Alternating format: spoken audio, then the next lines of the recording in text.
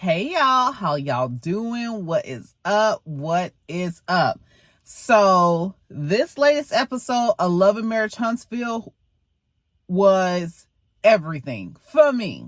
Now I know some of y'all, y'all not, really feeling them like that, but it's not that I'm feeling them like that, but I feel like I like that other people on the show are being forced to put in the work. Okay, like let's have real conversations. And I believe that's what's happening with this season. And I'm liking that a lot. And I will say, I first was kind of like thinking, what is the point of Martell and Destiny still being on this show? And it came to me last night to bring the mess and keep the mess stirred up. And I have to say, I'm happy about it. And we're going to get into why. Wow. As to why in this video. So the episode starts off with Tisha and Nell continuing their conversation. Tisha comes back after storming off and going off on Nell, and both of them getting escalated or whatever. So Tisha comes back and she basically just confesses to Nell that people making rumors. Her thing is she's so upset with Nell and Chris because it's been really hard for her and Marceau dealing with all these rumors. She confesses that it's taking a toll on her marriage even today. And she gets all teary-eyed and worked up. And all of a sudden I got something going on in my sinuses. But anyway, she gets all teary-eyed and worked up, by telling Nell this. And so Nell's just like, okay, I wasn't raising my voice at you, which she wasn't. Nell was not raising her voice. If anything, Tisha was raising her voice in the original beginning of the conversation. And Nell's just like, okay, finally we getting some transparency. And, I understand that this is something that bothers you. And basically we'll do our best not to add to your pain and your distress.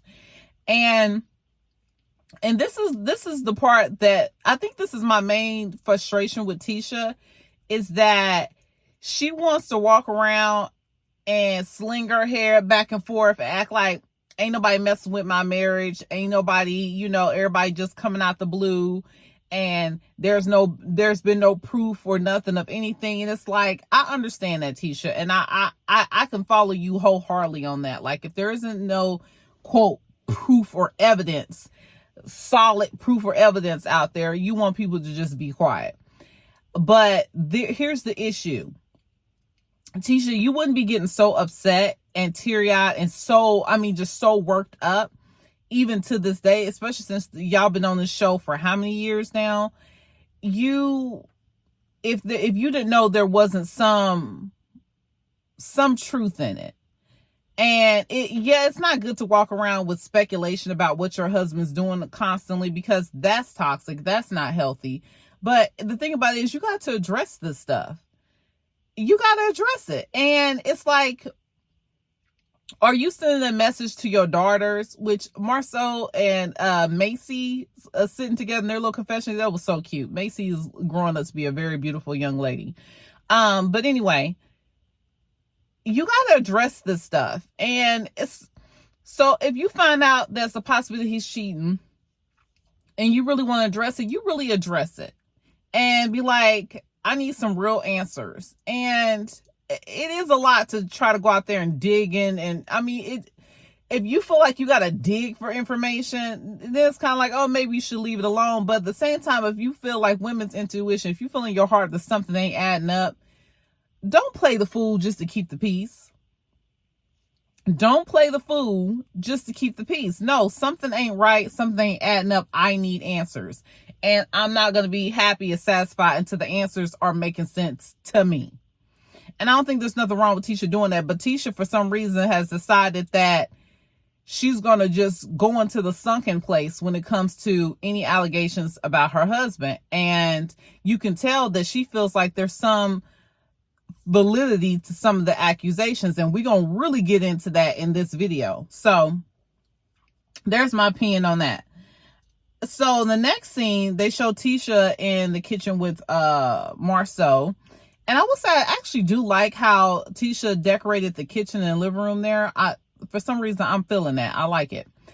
But anyway, so they're having a conversation in the kitchen. Macy comes in there and she's joking around with Tisha and her dad, with her mom and dad. And it, it's kind of a little funny. And I'm like, I'm glad. I like that. I like to see the kids grow up on these shows. So I was feeling that. I like that little scene there. But Tisha's like, yeah, telling about her conversation with Nell and saying, I don't understand why me and her got such a bad communication thing when it's like my friend group with Tisha and Kimmie, I mean, not Tisha and Kimmie, with Kimmie and Destiny, we communicate and get along just fine. Marcel's like, hold up, pause. Pause on Destiny. He says because Destiny is everybody's friend, meaning Destiny is real cool and chummy chum with Martell, and he ain't feeling that. And Tisha says, well, yeah, she did say when we met up at the clothing store that she was Martell's friend first, and she felt more, not more aligned, but she just felt like she shouldn't betray him because she was his friend first. And I'm like, see, y'all played in Miss Melody Cherie's face and act like Melody was all out of pocket and out of line when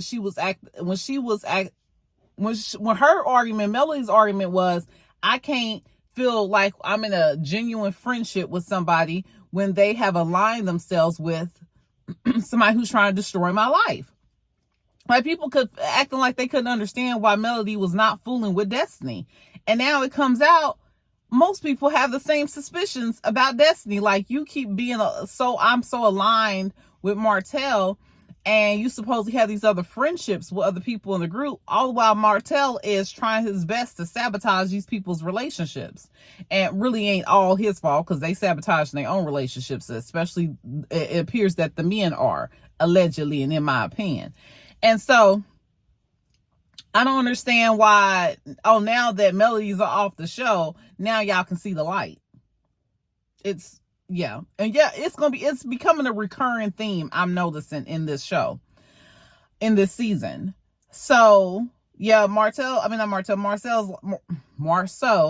is like, no, pause on Destiny being your best friend. I'm not really feeling that. So the next thing, Maurice meets up with Kimmie, I guess, at her office. And he's like, I feel like I really should reach out to Martell and talk about this trajectory that he's on. He's just being self-destructive, and I just don't understand why he's behaving this way. He was such a good guy. All the other wives used to tell us about how we need to be more like Martell because he was so caring with the children. He looked after children, and he was this guy and he was that guy. And Kimmie's basically like, yeah, well, he was, but he's not anymore, so let's just move along.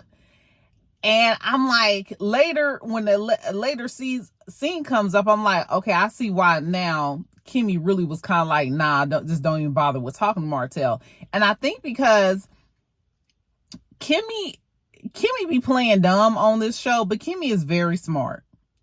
And Kimmie knows that Maurice got some mess going on. Maurice's DUI story was not adding up. It's been dismissed. Let me throw that out there.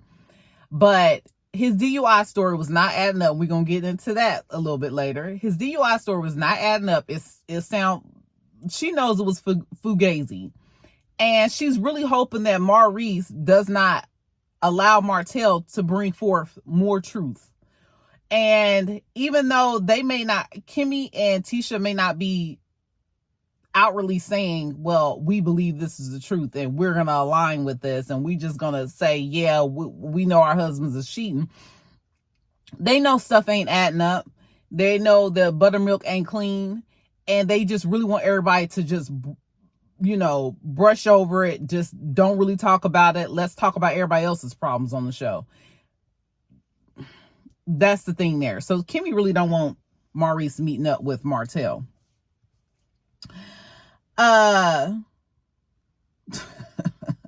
Maurice and Martell's meet up. That was a hot mess. Maurice probably should have heeded Kimmie's advice on not meeting up with Martell, because he didn't squash this at all. He may have thought Maurice thinks he's smarter than what he is, and Kimmie, I wrote in my notes that Kimmie knows that Maurice ain't as smart as he thinks he is, and he thinks he's just this great lawyer. And yeah, he meets up with Martell. Let me just go through some of my notes and how I put it on. So Maurice basically claims, he's like, how are you doing? You know, I've been trying to catch up with you and see how you're doing, because it seemed like you ain't doing so well. And Martell's like, I'm not doing so well. What do you mean? I'm doing just fine. He's like, over this past couple of months. He's like, these past few months, I've been doing just fine. And he's like, well, you know, with the interview and stuff. He's like, oh, okay. You know, Martell, his little slick laugh. Okay. You want to talk about the interview? Let's talk about it. And so Maurice is like, you don't feel like anything was wrong with what you were doing? I mean, like, you've just decided to become the villain. Like, you've been playing the villain for so long that you've literally become the villain. And Martell just got this a smirk on his face, like, okay, dude, like, whatever. You trying to come with this nice guy, whatever, dude. Let's get into the real conversation. And Martell's like, well, yeah, actually, I really didn't want to go through with doing that interview. I really didn't. But, you know, people gonna spread lies about me. I'm not just about to sit back and take it. And he was like, I was hoping, actually, after I put out the threat, that I'll bring out some truth, that either you or Marceau would have reached out to me and apologized for saying the things that they said. I'm like, Martell, that's ridiculous. You was dog walking Tisha in front of Marceau. You think somebody feel like they need to call you and apologize? Like, Martell, he be out there on some, that don't even make sense. But anyway, he said, I was hoping that you all would apologize, you know. And Maurice is just like, I ain't got nothing to do with none of that. You know, basically, like, you could just kept me out of it. And so with Maurice going into the whole you being a villain thing, he tries to start painting a picture about how people will be so convinced that they know the truth. I don't even really know where he was trying to go, but basically he was just trying to say, like, people just convinced that they know the truth about a situation when they don't, and then the real truth has to come out. So he basically goes into this story. Maurice decides that this is the time to put out my DUI story. He goes into saying, you know that night I hit an animal. He didn't even say the specific animal. I hit an animal. Typically, if somebody has something traumatic like that, those like, oh, I hit a deer, or I hit a dog, or something. I hit an animal. And Martell starts busting out laughing, like, really, we're going with the I hit an animal thing. And Maurice is like, well, what's funny? He's like, have you ever hit an animal before? Martell's still cracking up laughing, busting out laughing in tears. And he's like, yeah. And I also hit a tree and a pole. Martell starts dying at this point laughing. He's like, dude, you sound like my 9-year-old. You sound like my 9-year-old. You hit an animal, a tree, and a pole. That's your story. And Maurice is just sitting there looking like that's not funny. And it's like, it took you over a year to come up with the Dearbra story. If some of y'all know Kevin Hart's comedy stand-up, the Dearbra.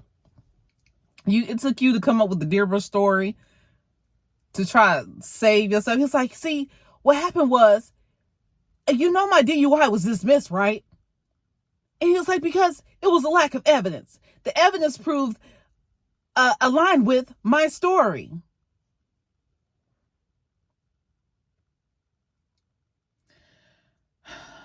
I just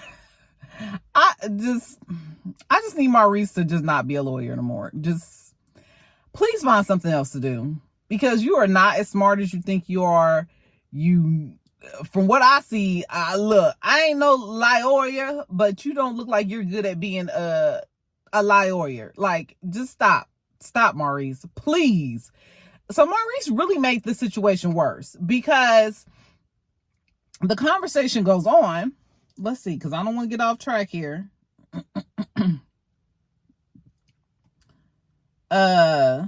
So Maurice is like, why did you add me into this interview?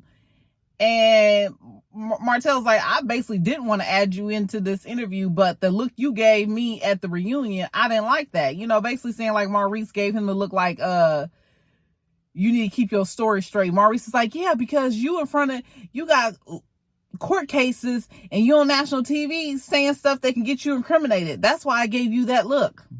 So whatever. But let's see here. Basically, how it goes in,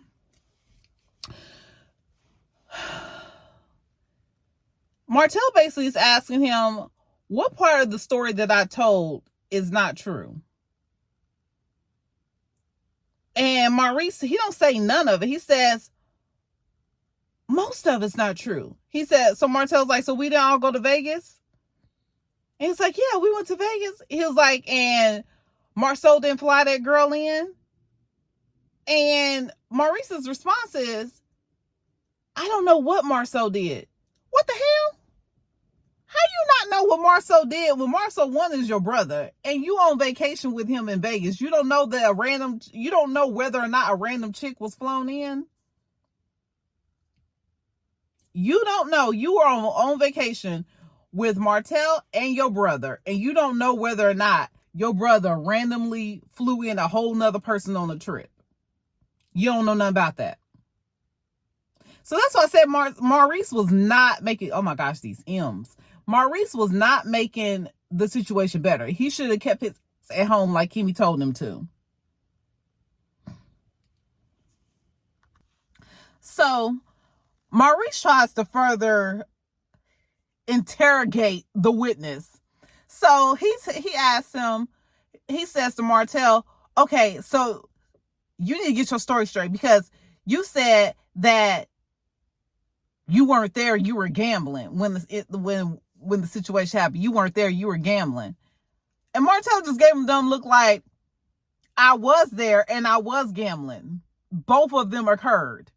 And he was like, so you saying you were in the room when me and Marceau was having sex? Then what color was the room? What color was the carpet? If you was there and you saw us having sex, he was like, so you saying you was there and you saw us having sex? He was like, at the initial. He was like, well, if that's true, then what does my dick look like? Because I have a very unique member that you would know. And Martell's like, pause. Get out of here with that. Get out of here with that. I'm not about to try to describe what your thing look like. And he's like, because, you know, it's a very distinct member. And I'm like, Maurice, nobody wants to remember what your thing look like. Matter of fact, I don't think none of us need to really describe what Maurice's thing look like, because the way he behaves, it looks like that little pink, little red looking thing that dogs have hanging out when they trying to follow a female in heat. I think we all kind of know what your thing look like, Maurice, and none of us want to have that just embedded in our brains. Out of here with that.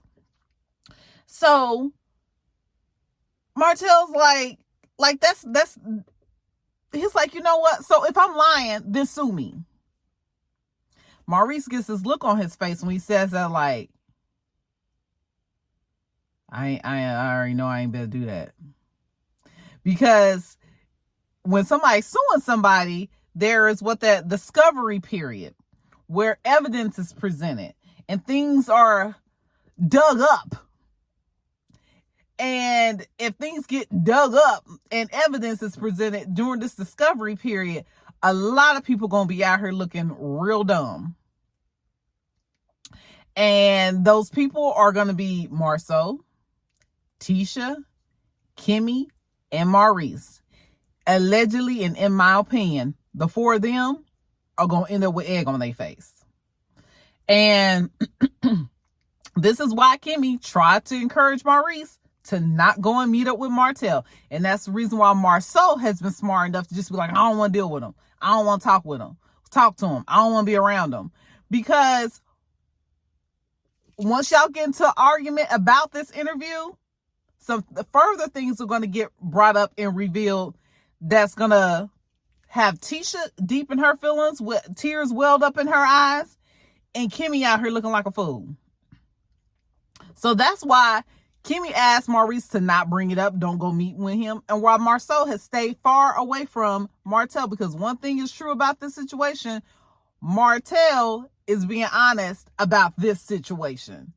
And that's the reason why he's going in and going about it the way that he is. And, you know, Martell only being honest about the situation because somebody done pissed him off. Otherwise, if Martell was still married to Melody, he wouldn't be bringing this stuff up and talking about it to nobody ever. He'd be still in the little boy circle and happy to be there. They all be still keeping each other's secrets, including Chris. But then even more so, Maurice, thinking he's smarter than what he is, he makes it even worse by being like, okay, because I ain't got nothing to hide, I'm going to have Marceau and Kimmie meet up with me, and we're going to talk about the conversation I had with Martell. And basically he's like, oh, Martell's, I think he's got mental health issues, you know, like he's just bad. He's the good guy gone bad. And he basically tries to make it seem like Martell couldn't keep his story straight. He painted the picture in front of Marceau and Kimmie that Martell wasn't keeping his story straight, and that he tried to make it sound like Martell was timid during the conversation. And neither one of those things were true. Martell was very confident, very forthright with his feelings, and standing 10 toes down in that interview and what was said in that interview. So when Maurice brought that story back and he painted it the way that he did to Kimmie and Marceau, he actually made the situation worse, because not only were you not able to rebut anything that Martell said when you met with him, and how you kept being stunned and cat caught your tongue several times during y'all conversation, and you sitting there looking like a deer in the headlights, the deer that you allegedly hit when you got your alleged DUI.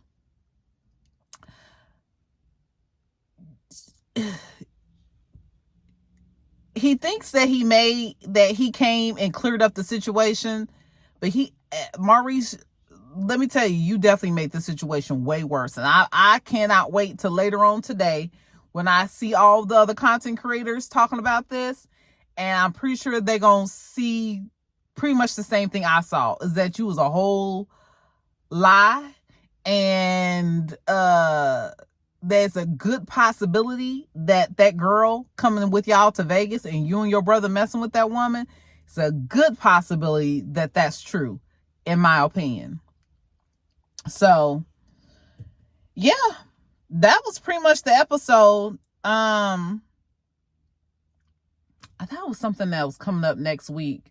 Oh, Ken, the next episode, Ken talks about how he may not be interested in marrying Trisha after all that's going on.